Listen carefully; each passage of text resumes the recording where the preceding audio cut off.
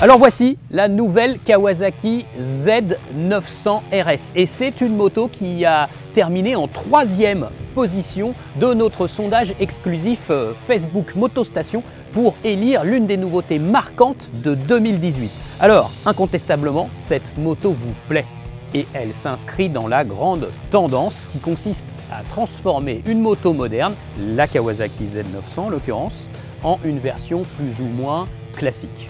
Eh bien regardez la présentation de cette nouvelle Kawasaki Z900 RS. Pour le coup, on a envie de féliciter Kawasaki parce qu'ils ont vraiment fait des efforts considérables pour passer de la Z900 à la Z900 RS. Regardez les clins d'œil, les appels de phare au passé sur cette moto, la ligne longue allongée, ce long réservoir, l'arrivée des deux compteurs ronds séparés, un phare rond et néanmoins avec un éclairage à LED. Le fait d'avoir mis des jantes à bâton qui imitent un peu les jantes à rayons.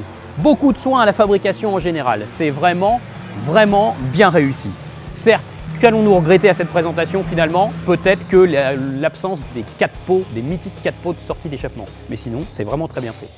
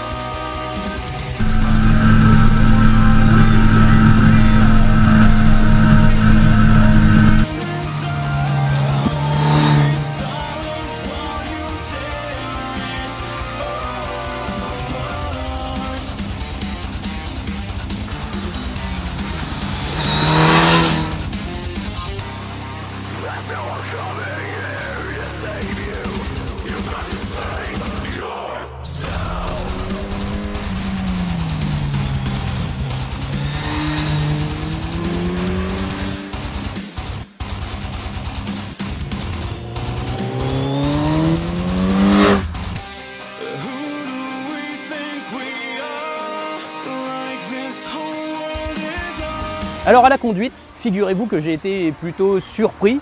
J'ai eu l'impression même de rajeunir puisque j'ai possédé les Kawasaki Zephyr et j'ai vraiment retrouvé en fait cet univers, l'univers de ces motos. On est assis vraiment sur la moto et pas posé dedans, derrière un long réservoir. On saisit un guidon qui est très haut et large.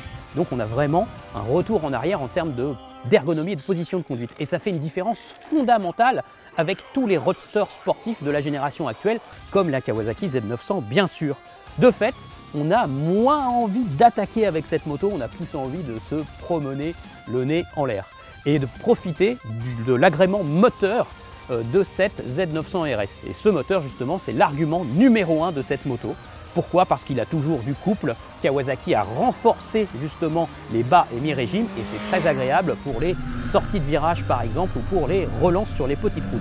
Ça fait un gros 4 cylindres, souple, coupleux, suave, comme toujours chez Kawasaki, même si c'est vrai, il y a toujours un petit à-coup parfois à la remise des gaz. Kawasaki a encore travaillé son injection à double papillon, malgré tout, on a ce petit à-coup sans doute imputable à Euro 4.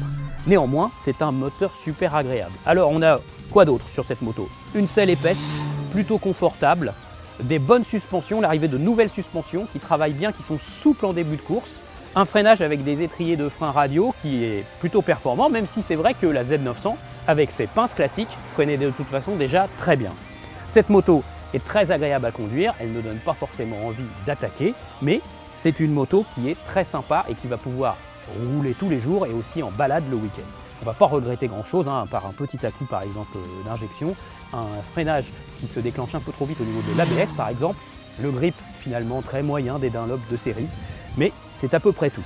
Et au niveau du prix par contre, 11 999 € pour la version noire, la kaki est à 12 199 et cette version orange, peut-être la plus belle, la plus rétro aussi, est à 12 299 €. Donc ça fait quand même une sacrée différence par rapport à la Z900 qui est vendue environ 9 000 €. Ça donne un peu à méditer. Pour le reste, c'est plutôt une belle réussite cette Z900 RS.